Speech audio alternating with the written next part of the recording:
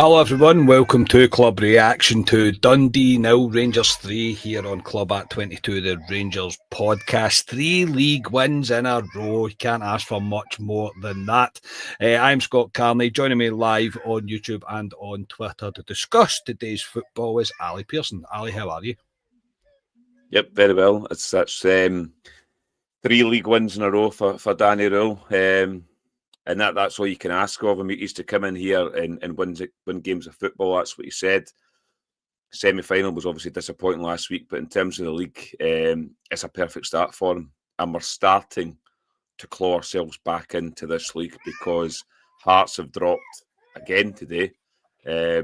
So if we win our game in hand over, I think it's Aberdeen, if we win that game in hand, we would go 9 points behind Hearts as it stands at the moment. So we're starting to close in on them and also Celtic too. So, yeah, a good day's work going into the international break. Yeah, you can't ask for much more, mate, going into the international break, like you just said. I think it's there was signs of progress today. There was other things, a wee bit head scratching, the usual. I mean, controversy, I suppose, surrounds a certain decision in the game. But look, overall, I thought there was, as I say, good. I thought the second half, a massive drop off, we'll come to. But yeah, overall, I'm going to always take a 3-0 away win. I'm always going to take it no matter where we are in the league or where we travel in the country. A 3-0 win, you will take it for sure. Very much a routine win. Starting 11 today was Butland, Tavernier, Suter, Cornelius, Magoma, Diomande, Raskin, Moore, Danilo, Gisama and Majovski. Ali,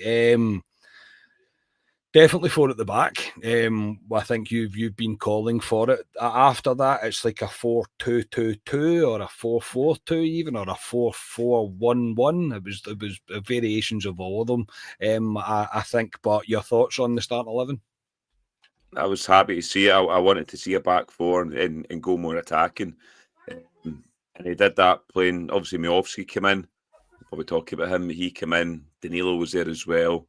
Gisama too. So, and Mikey Moore. So there was and Raskin and Diamandi as well. So there was intent there. I think we need to stick with 4 at the back. No disrespect to teams like Dundee, but we shouldn't be playing a 3 or a 5 at the back against teams like Dundee. So I was happy to see it. So yeah, there was no grumbles from me at all. As I say, Majovski, I thought he might get the nod over Chermiti. But then again, none of them are pulling up trees at the moment. But I thought he might give him a run about to see if he could get anything out of Majovski. Yeah, there's no real shocks. And Danilo, I was a wee bit surprised at coming back in. I didn't really expect a kind of 4-4 and a variation of a 4-4-2 anyway. But look, you're up for, you have to approach each game differently. I think it's quite clear that Danny Rule was doing that, as well as try to get the most out of the current squad that he has. In the game itself, mate, Dundee had a slight flurry at the very, very start, but that was pretty much it. And yes, the sniper has been a member for 35 months. Thank you very much, mate. That is very much appreciated. But like they had a slight flurry, nothing really to worry Rangers in a great deal. And we take the lead from Nico Raskin, mate. But the corner in from Tavernier is actually a good one. For once, he's nice that Tavernier's beat the first man. And there's Raskin, one of the smallest guys on the pitch, mate, who rises above everybody at the near post, gets his head to it, he's all alone, and he puts his 1-0 up. He's very good at this. He's very good at it, and it's a goal we've seen before from Rangers for a Tav corner. Like you say, it was a good corner for Tav, and there he is, one of the smallest guys in the park. Very similar in the air to Stephen Naismith that played for Rangers all those years ago. And I know Stephen Naismith. You mentioned that guy's name on this podcast. I was about to say before somebody in the comments jumped in, you've jumped in there. But you know what I mean in terms of a small guy in the air. He's very good in the air, and he was unlucky with one in the second half as well, with the goalkeeper did very well. So, a fantastic goal by Raskin and a good start for Rangers. I agree with you. Dundee there was one save that Jack Butland made in the first couple of minutes for a boy, which he should save, to be honest. Yeah. But yeah, it's good to see Rangers take the game to Dundee, and go a goal up instead of conceding a goal. So, yeah, it was a positive start for Rangers. Yeah, very positive, and I think even after the goal, which settled us, it knocked the stuffing out the Dundee a little bit. Rangers started to move the ball really, really well.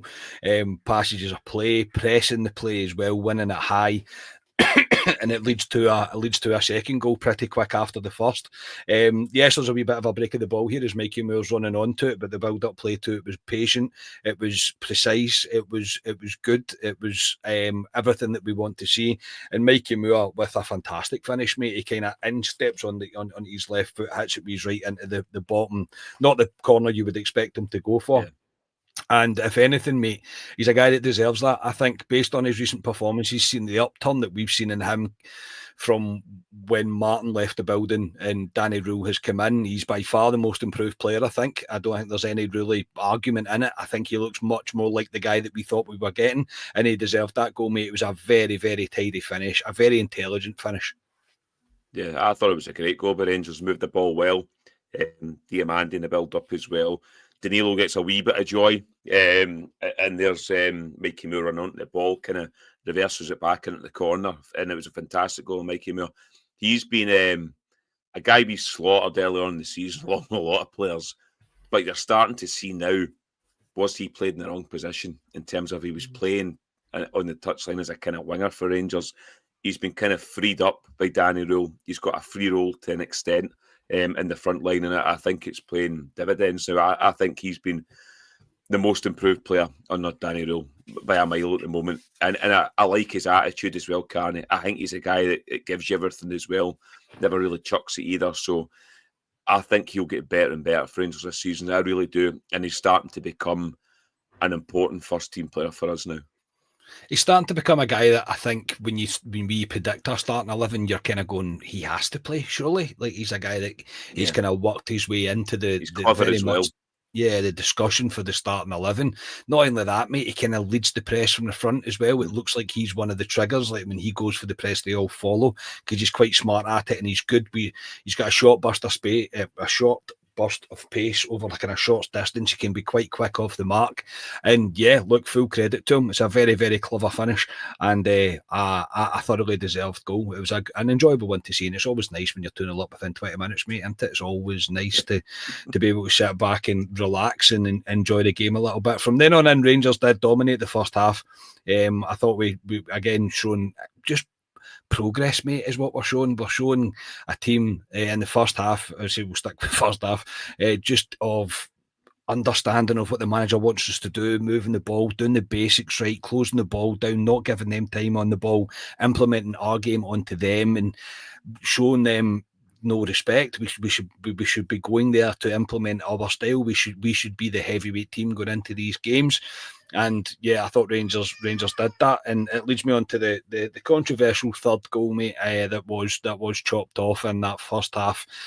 Now I have never seen this before, and I'm not going to sit here and pretend that I fully understand the rules behind it all, but basically there's a bit of a stramash in the box. It leads to John Souttar getting a shot, I think from the edge of the box that hits off an arm. It comes back again at that point. It's fired in towards the keeper. It goes, Diomandi opens his legs and it goes through Diomandi's legs. The keeper saves it, and then Mikey Moore puts it into the back of the net to what he thought he was offside, because you seen the way that he reacted, that he thought, well, maybe I'm probably offside there, lads. But even at that, it was a tidy finish by Mikey Moore, and again, a guy that probably deserved his second on the day. Now, VAR decides that Mikey Moore is not offside and that he's onside, but the referee's told to go and check. I know it's an on-field review to go and check as a subjective opinion about whether Diomandi has obstructed the keeper as that shot came in, the one that he does save before Mikey Moore turns it in. He goes to the screen, he comes back, and kill surprise, mate, he re-awards the offside for Diomandi, who is in an offside position. There's no discussion about the handball one. Again, another one that's probably subjective, I think, whether you believe it's a handball or not.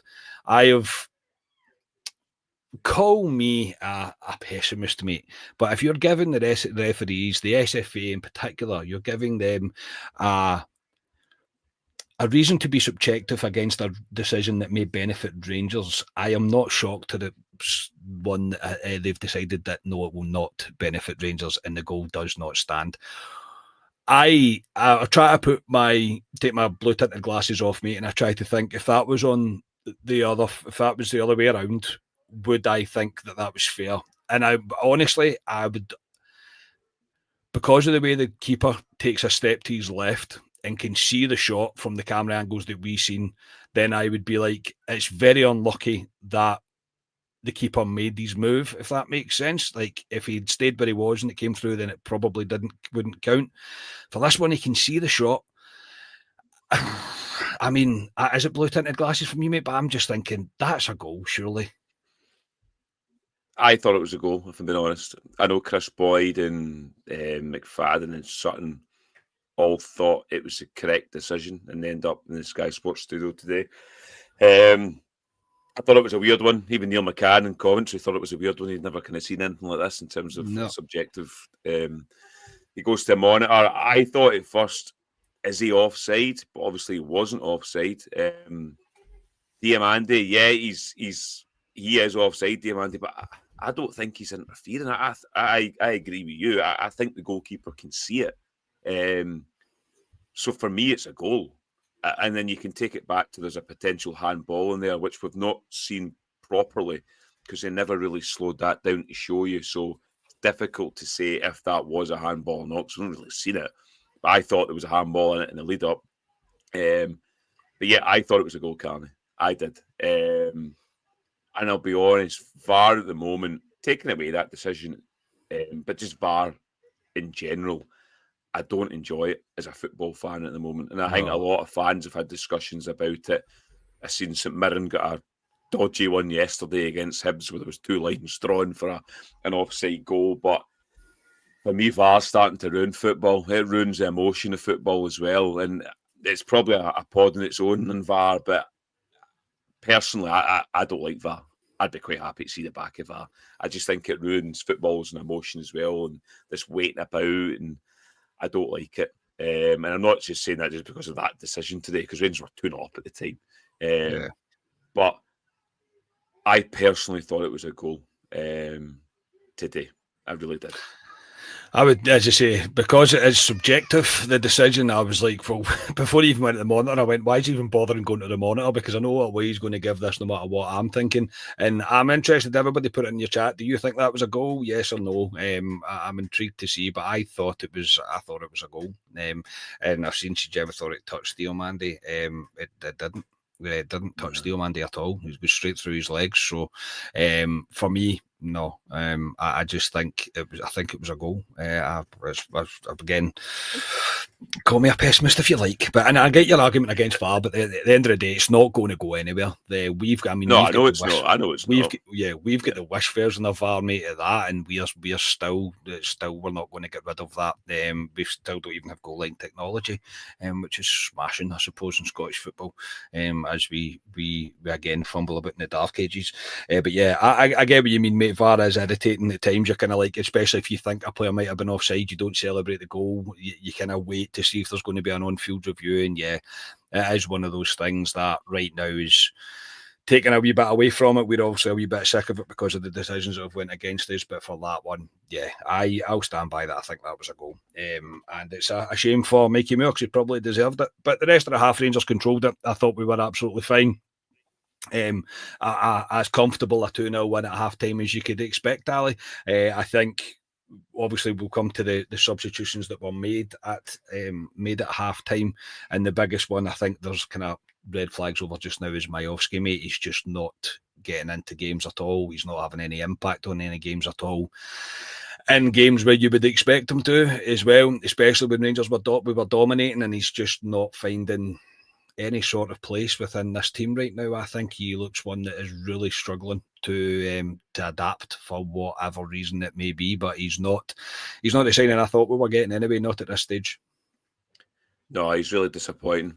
He had one good flick in the first half where a ball came and he flicked it around the corner, and we broke from it, but apart from that, offered nothing. And I know Chermiti's the guy that gets banged over the head all the time, and Miovski kind of slightly goes under the radar because of that, but he's been really, really poor since we signed him. A guy I wanted, a guy we've been talking about for the best part of 18 months, Miovski.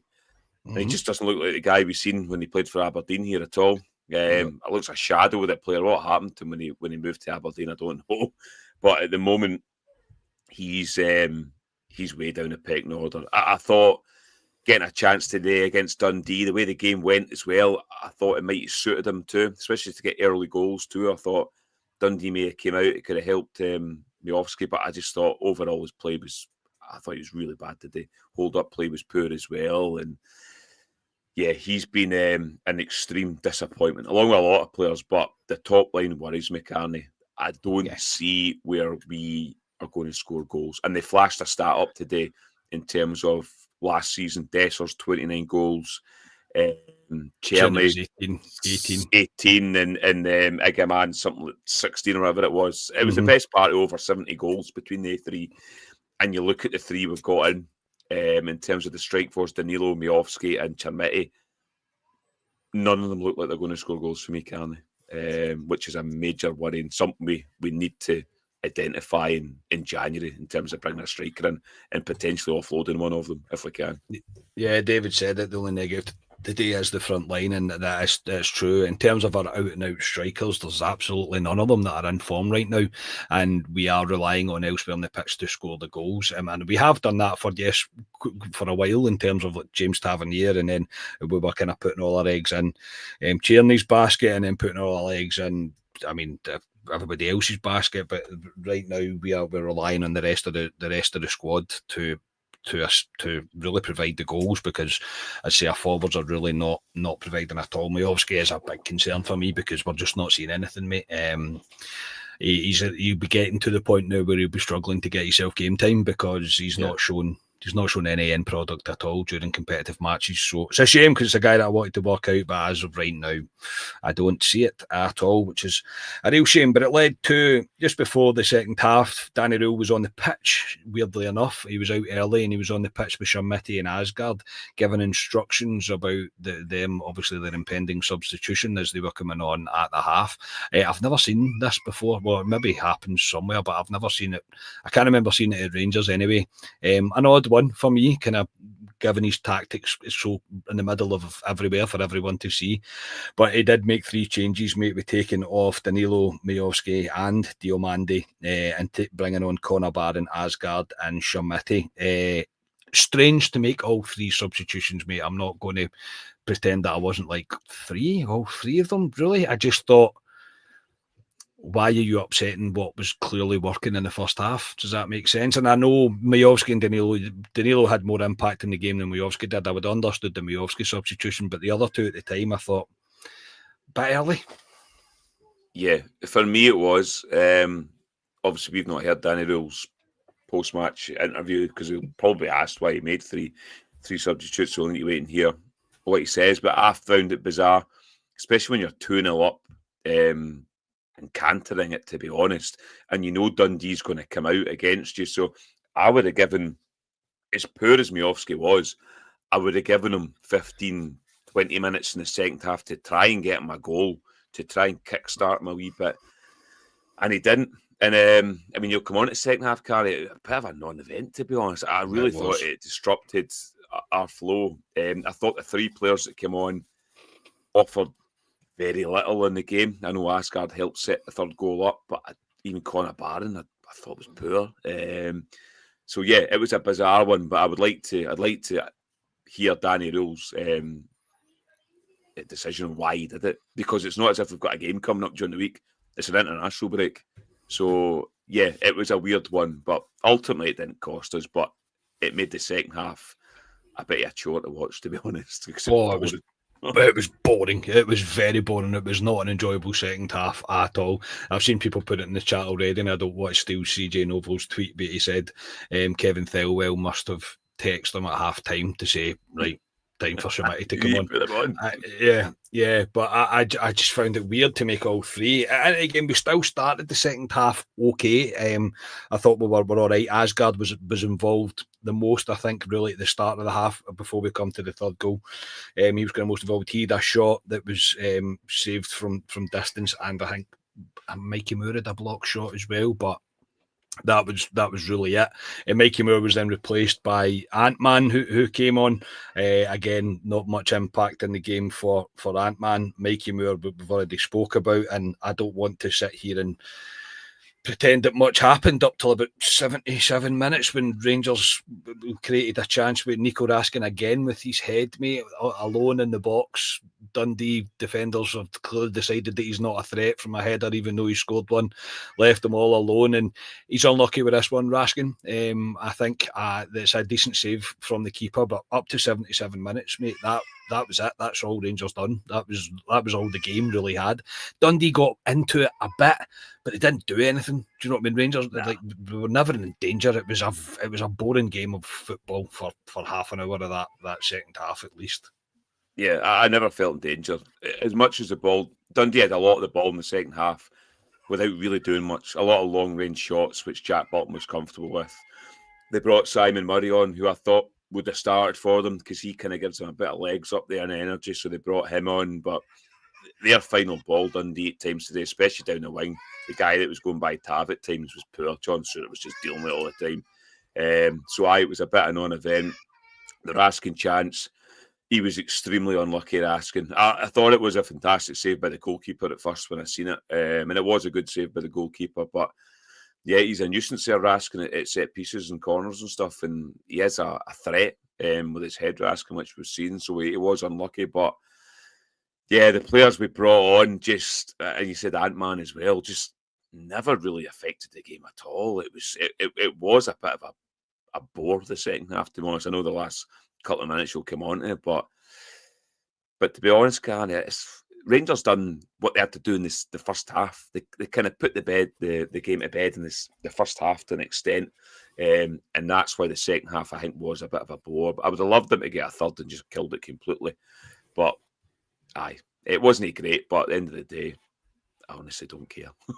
No, I know. But you've got to call it as you see it as well, mate. But yeah. I know, obviously now you don't care. And I was thinking that even I was watching it, I was going, this isn't enjoyable at all. The group chats were silenced because I mean, like I'm silenced in terms of because there was nothing to talk about, and I was just like, right, just finish this game, get it over with. I couldn't wait for the end of the game. To be honest, I was like, I've seen plenty now. But then I've spared a thought for young Lyle Cameron, mate. This is the guy that's probably itching to get himself some involvement in the game. Just as he's about to come on, Cornelius goes down because he seems to like to get an early train home or an early bus home. Cornelius goes down with a bit of a knock and he brings on Giga. Lyle Cameron must be gutted, mate. Just spare a thought. I felt so sorry for the guy. Stand on the touchline in your Rangers jersey in the team that you used, in the stadium that you used to play your home games, get booed and then get told to go sit down. I was like, oh, poor lad. Yeah, it wasn't good for him because he was getting dogs abuse for the Dundee fans. They've obviously forgotten how good a player he was for them last season. But I felt for Cameron because he's not really had a chance under Danny Rule since he's come in. We've not really seen him. He's come on for wee bits now and again, but it was disappointing for him. I would have liked to have seen him over probably Asgard if he was making 3 changes in the second half. I would have liked to have seen him on, but then again, if Cornelius is down injured, then we had to make the change in terms of bringing a centre half on. So unfortunately, he had to sit down. Yeah, poor lad. But finally, Rangers get the third goal, mate, to seal the deal, to make the second half enjoyable, because it was a fantastic finish. Gassama, who I thought was a little bit more effective, again, still expecting more from him, and that's based on what I've seen from him previously, but he was much more effective that he was out on the left. I felt today. He cuts inside and puts one into the far corner, mate, a goal that we've pretty much seen resemblance of that goal from him previously, and it secures the deal. Great finish, mate. Good way to secure the 3 points down the road, Rangers. That is job done. Routine. 3-0 win. Tick, tick, tick, mate. Yeah, it's how it should be going away to teams like Dundee, to be honest. And yeah, Asgard gets the ball out. to Gassama. It was a good ball. Asgard, he labours in a ball for me sometimes. It looks like he's running in quicksand sometimes. I don't know. You know what I mean? He doesn't seem to have a burst of pace at times, Asgard, but he gets the ball out his feet, gets it to Gassama, and it's his trademark goal, Gassama. As soon as he drops onto that right foot and goes by the guy, you know where he's going to put it, and he did. And that's 6 goals, I think, for Gassama, possibly. I know all 5 came in Europe, but I think that's 6 goals for the season, which so far is a decent return for a guy that's been played in different positions. But I was happy to see him back in the left. I agree. I don't think he was brilliant today, but he's still a threat in the left-hand side, and that's what he offers in terms of that third goal for us, and it completely killed the game. And yes, that is how it should be, Rangers. So if you could do that more often away from home, I'd be delighted. That would be lovely. Yes, I think we'd all thoroughly enjoy that. I really do. And yeah, mate, I think the goal from Gassama at the end there just kind of cements that he has to be on the left. I think he is the most effective there. I don't believe that Mikey Moore was nullified by him being on the right today. So I think, if anything, Mikey Moore's are probably the standout player, especially in that first half. So, no, for me, I think Gassama has to be on the left. That's where we're going to get the most out of him. That's what I believe anyway. But yes, I'm happy to take a 3-0 win, mate, and Rangers not to have ruined my weekend, mate. I'm delighted about that. Absolutely delighted. It's all become, it's like fresh this to us, mate. It's been a long time since I remember 3 consecutive league wins. But Danny Rule domestically is doing all he can right now. Look, in terms of the cup, disappointing. I think the players let themselves down, and again, the manager maybe maybe a wee question mark over the starting 11 that he picked, but to bounce back to. And obviously Europe just is pretty much all done and dusted now. So we have to just keep ticking off wins in the league, and that's exactly what he's doing, which will breed confidence into the players. It'll breed confidence into the manager. It'll breed confidence into the fans. It's all got a knock-on effect. And going into an international break after a 3-0 win against Dundee, I will take every day of the week. Ali, who was your man of the match tonight? Today. Yeah, I know Mikey Moore, obviously, for me, should have had 2 goals. I thought he was very good. But I'll give it to Suter. I mean, I've criticised Suter. I don't Whoa! Hunt the front pages, everybody. But what I'm going to say in John Suter is, this is John Suter's type of game, if you know what I mean, against a Dundee team. This is John Suter's kind of level for me. I still don't think he's good enough to be a week in, week out centre-half for Rangers. I think he's a good option to play certain games for Rangers. Obviously, we'll need to identify the backline next season. But I thought he played well today, John Suter. I thought he marshalled the backline, dealt with everything he had to do, and that's what I want to see for John Suter. Couple of good balls as well over the top. So yeah, I would give it to John Suter today. Yeah, fair enough, mate. I'm kind of flabbergasted. You've given it to John Suter. I'm like flabbergasted. No, I'll give it to Mikey Moore. I thought he was, well, Rangers were on top. I thought he looked the most dangerous. I thought he's running. He runs off the ball. He runs into the box. Everything was spot on. It was really spot on. And yeah, a guy that I was wrong about, and I'm happy to be wrong about him. Deserved 2 goals today, but he'll be happy with his day's work, I think. And a guy that's kind of went 180 for me, and a guy that now probably is one of the first names on the team sheet, and all credit to him and to Danny Rule for getting the most out of him. So yes, I will say Mikey Moore. That will do us for tonight. Thank you everybody for tuning in. Everybody can go enjoy their Sunday dinner now. Thank you, chat. Good to see you here, Ali, for tonight. Thank you for joining me. No problem. The dreaded international break returns next weekend. I'm kind of now not looking forward to it because we're doing all right in the league. I'm like, we're a bit ashamed to stop it now, isn't it? I know, but I'm actually looking forward to it. It gives Danny Rule a proper 10 days, if you want to say, on it, because the players will get a wee rest and will be some international duty, but it gives him a proper chance to work with the players because he's not been able to do it. So, yeah, I know Scotia will be looking forward to his beloved Scotland playing. I think they're away to Greece on Saturday in a big game in terms of World Cup qualification. So Scotia will be up for that. But yeah, when we come back to domestic fixtures, Carney, I think we have Livingston and Falkirk or something at Ibrox coming up. Very winnable games, yes. Which are winnable games, which should be 6 points for Rangers. So all they need to do is keep winning. I think Celtic were winning last time I seen today, and I expected them to win, but they're two up yeah, last match. yeah, I knew they would beat. Come on, it's pretty poor to be honest. So I thought they would beat them, but Hearts have dropped again today. So all we need to do is keep winning, Karen, and see what it takes us. And yeah, you never know. We could be back in the title race. You never know. Definitely what you're saying about Livingston and Falkirk, mate, to get 6 points out of that, and then we'll see where we are. We'll see where we're at and where everything lines up for sure. So, yes, well, we might be back on Tuesday, might not be. I'll let you'll know in plenty of time, but we'll definitely back on Friday with Club Live anyway. We'll probably do our Q&A kind of special that we tend to do during international breaks, so make sure to tune in for that. Thank you again for everybody for joining us. Please like the video, subscribe to the channel, all the usual stuff. 3 consecutive wins in the league. It will never catch on. We are Club at 22, the Rangers podcast. Cheers, everybody.